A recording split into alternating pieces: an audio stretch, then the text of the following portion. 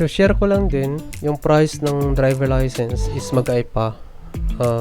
Automatic and manual transmission. So ang kinuha ko is manual transmission.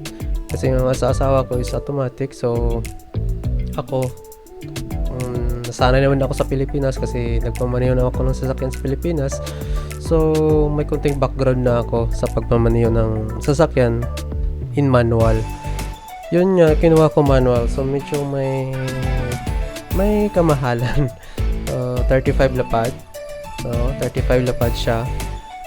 Not including kung ilang beses ka pa mabagsak sa test nila. So share ko lang din yung test namin. So parang dalawang siya, semester. First semester yung Carmen.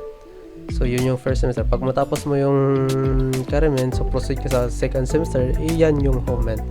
And after that, pag matapos kayo sa paaralan, kasi nag-aral lang kayo, then pupunta na kayo dun sa driving